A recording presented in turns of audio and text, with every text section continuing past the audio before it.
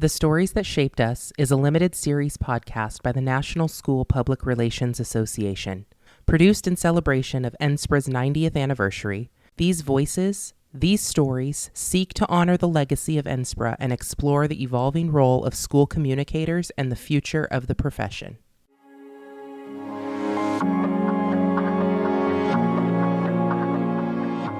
The work of school communications is the work of moving mountains for a greater good. As we've reflected on NSPRA's 90-year history, one thing is certain. The legacy of NSPRA has been built by talents, leadership, expertise, creativity, and the collaboration of countless incredible school communicators, and all of it pushing us and the positive impact of public schools forward. This is the Stories That Shaped Us podcast. Hello, my name is Mitchell Rausch, and I'm fortunate to serve as the Communications Director for Grand Island Public Schools in the heartland of Nebraska. Now, I've been tapped by NSPRA as a fellow school PR pro to journey through this podcast adventure alongside influential voices in the industry and alongside you, our listeners. Now, for this episode, we wanted the opportunity to salute additional school communications pros who have shaped the profession, who have broken through barriers, and who have paved the way for us to venture into the next era. So join me, listeners, for the next few minutes as we spotlight a few school PR pros and their influential work that has shaped not only our work, but the legacy of NSPRA. This is the Stories That Shaped Us podcast. Episode 7, Epilogue. This podcast project has been a labor of love. And as we put a close on this audio adventure, I wanted to give y'all a quick peek behind the curtain at the creative process. To no one's surprise, the NSPRA team did a phenomenal job of setting me up for success. When they reached out asking if I'd partner with them to share this limited series podcast, the project was already mapped out with a can't-miss outline. Episode topics, storytelling hooks, creative sample interview questions, all of it. And all of it was top drawer. But the most impressive thing that they shared with me was the long list of potential school PR pros that they put together. You see, I didn't just contact the guests of this podcast on a whim. NSPRA furnished a list of dozens of creative folks who would serve as fantastic voices to share about their experiences serving in the arena of school communications. So, of course, as with any creative project, we simply couldn't accommodate the time to feature everyone. After all, there are only so many long-form interviews you can pack into a single podcast episode. And whether it was scheduling conflicts or simply missing each other or life circumstances getting in the way, we weren't able, unfortunately, to feature everyone who was deserving. Now, we are proud of how this limited series podcast has shaped up. The voices and experiences and representation captured in these episodes, we believe, represent the NSPRA story well. Such incredible people we've been able to feature. But with that being said, we also wanted to take some time to salute some school PR professionals who changed the game for all the right reasons, whose stories, for one reason or another, weren't able to be featured at length in this podcast. So, here's a short list of pillars from our school communications community we would like to honor. Kenneth Muir, a longtime past leader of NSPRA who was instrumental in helping the association out of its financial struggles in the 90s. Unfortunately, Kenneth passed away earlier this summer in August. And through correspondence with his wife, Jean, she reached out to me and said, "I know he would have loved to share some NSPRA history with you."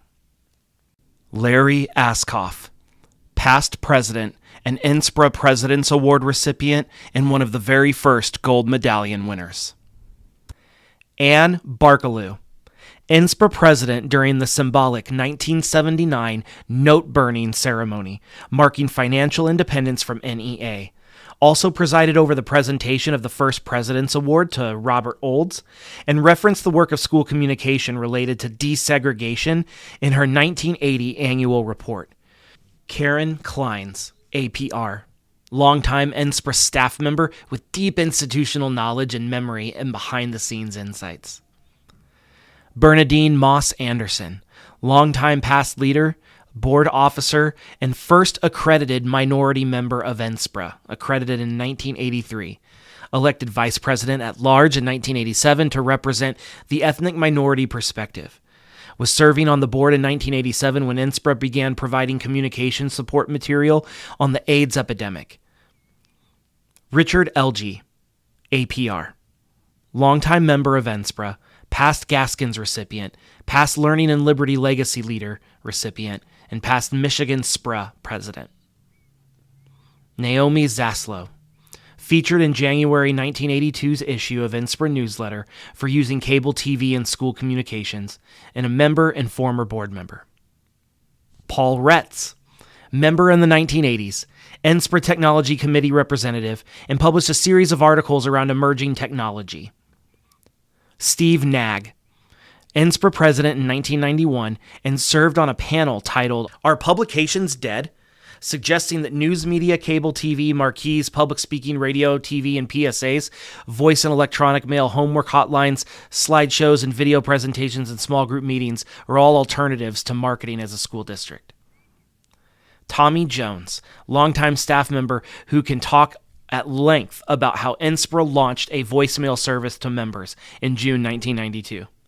Ian Halperin, hired in 1996 at Mesquite ISD in Texas to oversee the Electronic Media Services Department, which included the webmaster, video production staff, broadcasting, and AV support personnel.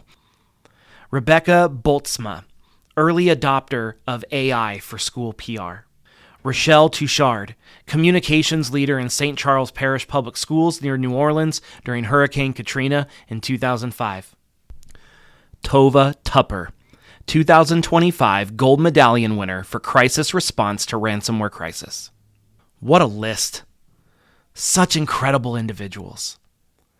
We salute these school PR pros, past and present, for leading the way, for showing us how, for sharing their insight, and for making this work meaningful and impactful in so many ways. NSPRA and public education are better because of these individuals and so many more in our field who push us forward. The history, the advocacy, the technology, the tactics, the data, the strategies, the ideas, the creativity, the collaboration, the moving of mountains, all of it the work of school communications. All of it contributing to the lasting legacy of the National School Public Relations Association. This is NSPRA at 90, and these are, and continue to be, the stories that have shaped us. Thank you so much, listeners, for journeying alongside me throughout this podcast. It's been an absolute gift to be a part of something this meaningful and this lasting. As we close this series, one thing is clear. The next 90 years are already being written by you.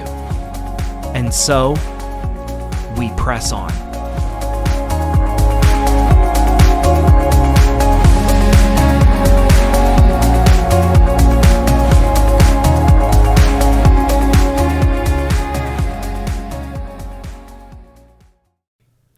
The Stories That Shaped Us is a limited series podcast by the National School Public Relations Association, produced in celebration of NSPRA's 90th anniversary.